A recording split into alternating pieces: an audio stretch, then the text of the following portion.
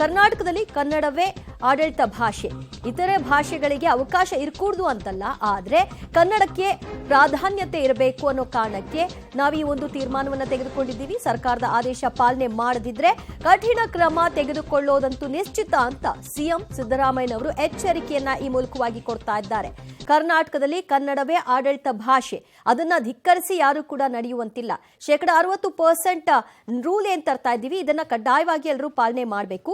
In case ನಾನು ಮಾಡೋದೇ ಇಲ್ಲ ಅನ್ನುವಂತಹ ಉಡಾಫಿತನ ಯಾರಾದರೂ ತೋರಿದ್ರೆ ಕಠಿಣ ಕ್ರಮವನ್ನ ತೆಗೆದುಕೊಳ್ಬೇಕಾಗತ್ತೆ ಅಂತ ಎಚ್ಚರಿಸಿದ್ದಾರೆ. ಈ ಆಕ್ಟ್ನಲ್ಲಿ ಏನು ಮಾಡಿದ್ದಾರೆ, 50-50 ಅಂತ ಮಾಡಿಬಿಟ್ಟಿದ್ದಾರೆ.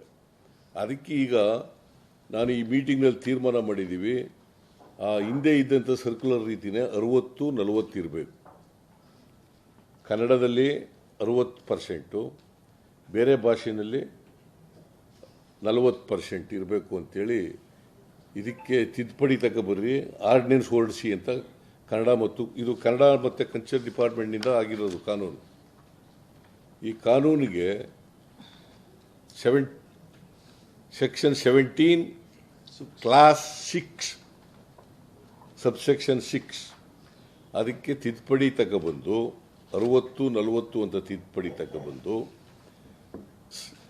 ಆರ್ಡಿನೆನ್ಸ್ ಹೊರಡಿಸಿ ಅಂತ ಹೇಳಿದ್ವಿ. Because assembly is in not in session ಮಾಡಿ ಅಂತ ಹೇಳಿದ್ದೀನಿ.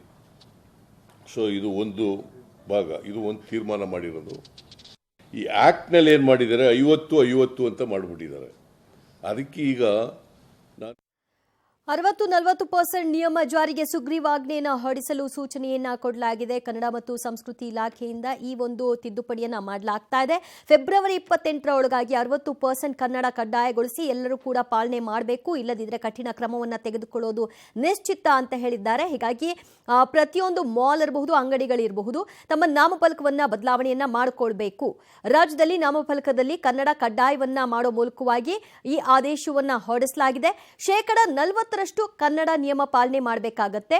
ಸೊ ಈ ಒಂದು ಸರ್ಕಾರ ಸುಗ್ರೀವಾಜ್ಞೆಯನ್ನ ಹೊರಡಿಸುವ ಮೂಲಕವಾಗಿ 40% ಕನ್ನಡ ನಾಮಫಲಕವನ್ನ ಕಡ್ಡಾಯವಾಗಿ ಅಳವಡಿಕೆ ಮಾಡಬೇಕು ಅನ್ನೋದನ್ನ ಫೆಬ್ರವರಿ 28ರ ಗಡುವನ್ನ ಕೊಡೋ ಮೂಲಕವಾಗಿ ಡೆಡ್ಲೈನ್ ಅನ್ನ ಕೊಟ್ಟಿದೆ.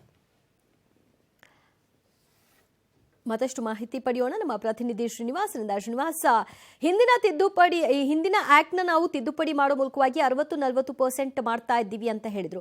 ಸೊ ಹಿಂದೆ ಇದನ್ನ ಪಾಲನೆ ಮಾಡಿರಲಿಲ್ಲ, ಆಗ್ಲೂ ಕೂಡ ಜನ ಅದನ್ನ ಉಡಾಫೆತನ ಮುಂದುವರ್ಸ್ಕೊಂಡು ಹೋಗಿದ್ರು. ಈಗ ಈ ಒಂದು ಉಡಾಫೆತನ ಮುಂದುವರೆದ್ರೆ, ಇನ್ ಕೇಸ್ ಯಾರಾದ್ರೂ ಇದನ್ನ ಪಾಲನೆ ಮಾಡದೇ ಇದ್ದಂತಹ ಪಕ್ಷದಲ್ಲಿ ಯಾವ ಕಠಿಣ ನಿಯಮವನ್ನ ತೆಗೆದುಕೊಳ್ತಾರಂತೆ?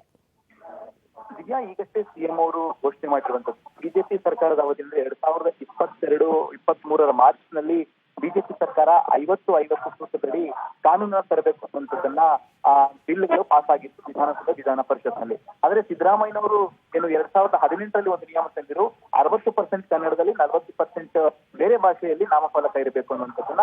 ಈಗ ಬಿಜೆಪಿ ಅವಧಿಯಲ್ಲಿ ಆದಂತಹ ಕಾನೂನಿಗೆ ತಿದ್ದುಪಡಿಯನ್ನ ಮಾಡಿ, ಅಂದ್ರೆ ಸಿದ್ದರಾಮಯ್ಯನವರು ಏನು 2018ರಲ್ಲಿ ಆದೇಶ ಮಾಡಿದ್ರು 60% ಕನ್ನಡದಲ್ಲಿ 40% ಉಳಿದ ಭಾಷೆಯಲ್ಲಿ ಅನ್ನುವಂಥದ್ದನ್ನ ಉಳಿಸ್ಕೊಳ್ಳೋದಕ್ಕೆ ರಾಜ್ಯ ಸರ್ಕಾರ ನಿರ್ಧಾರ ಮಾಡಿದೆ. ಆ ಸಂಬಂಧ 60-40 ನಿಯಮದಡಿ ಸುಗ್ರೀವಾಜ್ಞೆಯನ್ನ ಹೊರಡಿಸಲಿಕ್ಕೆ ಸಿಎಂ ಅವರು ಸೂಚನೆ ನೀಡಿದ್ದಾರೆ. ಯಾಕಂದ್ರೆ ಅಧಿವೇಶನ ಫೆಬ್ರವರಿಯಲ್ಲಿ ನಡೆಯಬಹುದು, ಸೊ ಅಲ್ಲಿವರೆಗೂ ನಿಯಮಗಳು ಪಾಲನೆ ಆಗ್ಬೇಕು ಅನ್ನುವಂತ ನಿಟ್ಟಿನಲ್ಲಿ ತತ್ಕ್ಷಣಕ್ಕೆ ಬರುವಂತೆ ಸುಗ್ರೀವಾಜ್ಞೆಯನ್ನ ಹೊರಡಿಸಬೇಕು ಅನ್ನುವಂತಹ ಆದೇಶವನ್ನ ಸಿಎಂ ಅವರು ನೀಡಿದ್ದಾರೆ. ಬಹುಶಃ ಇವತ್ತು ಅಥವಾ ನಾಳೆಯಲ್ಲಿ ಸುಗ್ರೀವಾಜ್ಞೆ ಜಾರಿಗೆ ಬರುತ್ತೆ. ಅಲ್ಲದೆ ಸಿಎಂ ಅವರು ಕೂಡ ಒಂದು ಡೆಡ್ಲೈನ್ ಅನ್ನ ಕೊಟ್ಟಿದ್ದಾರೆ. ಫೆಬ್ರವರಿ 28ರ ಒಳಗೆ ಎಲ್ಲಾ ಖಾಸಗಿ ಆಗಿರ್ಬಹುದು, ಸಂಸ್ಥೆಗಳಾಗಿರ್ಬಹುದು, ಏನು ನಾಮಫಲಕ ಇದ್ದಾವೆ 60-40 ಅನುಪಾತದಲ್ಲಿ ಕನ್ನಡ ಬೋರ್ಡ್ಗಳನ್ನ ಅಳವಡಿಕೆ ಮಾಡಬೇಕು. ಕಡ್ಡಾಯವಾಗಿ 60% ಕನ್ನಡದಲ್ಲಿ ನಾಮಫಲಕ ಇರಬೇಕು, 40% ಬೇರೆ ಭಾಷೆಯಲ್ಲಿ ಇರಬಹುದು ಅನ್ನುವಂಥದ್ದು. ಸೊ ಒಂದ್ ವೇಳೆ ಅದೇನಾದ್ರೂ ಮಾಡದೆ ಹೋದ್ರೆ ಕಾನೂನಿನ ರೀತಿ ಕ್ರಮ ತೆಗೆದುಕೊಳ್ಳೋದಾಗಿ ಸಿಎಂ ಅವರು ಹೇಳಿದ್ದಾರೆ. ಕಾನೂನು ಇದಕ್ಕೆ ಫ್ರೇಮ್ ಮಾಡ್ಬೇಕು, ಯಾಕಂದ್ರೆ ಆ ಕಾಯ್ದೆಗಳು ಎರಡೂ ಸದನದಲ್ಲಿ ಪಾಸ್ ಆಗಿದೆ, ರಾಜ್ಯಪಾಲರು ಅಂಕಿತ ಆಗಿದ್ದಾರೆ. ಕಾನೂನನ್ನ ಫ್ರೇಮ್ ಮಾಡೋದ್ರಿಂದ ಆದಷ್ಟು ಬೇಗ ಕಾನೂನನ್ನ ಫ್ರೇಮ್ ಮಾಡ್ತೀವಿ, ಅಲ್ಲಿವರೆಗೂ ಫೆಬ್ರವರಿ 28 ಒಳಗಡೆ ಎಲ್ಲರೂ ಕೂಡ ಅಳವಡಿಕೆ ಮಾಡ್ಕೊಳ್ಬೇಕು ಅನ್ನುವಂತಹ ಸೂಚನೆಯನ್ನ ಸಿಎಂ ಅವರು ನೀಡಿರುವಂತದ್ದು. ದಿವ್ಯಾ, ಇದು ನಾಮಫಲಕ ವಿಚಾರವಾಗಿ ಮಾತ್ರ ಈ ನಿಯಮನ, ಅಥವಾ ಜಾಹೀರಾತುಗಳನ್ನ ಕೊಡುವಂತಹ ವಿಚಾರ ಇರಬಹುದು ಮತ್ತು ಸಾರ್ವಜನಿಕರಿಗೆ ಕೊಡುವಂತಹ ಇನ್ಫಾರ್ಮೇಶನ್ ಇರಬಹುದು, ಅದಕ್ಕೂ ಕೂಡ ಈ ಕಡ್ಡಾಯ ನಿಯಮ ಇದೆಯಾ? ದಿವ್ಯಾ, ಹೌದು. ಆ ವಿಚಾರವನ್ನು ಕೂಡ ಸಿಎಂ ಅವರು ಸ್ಪಷ್ಟಪಡಿಸಿದ್ರು.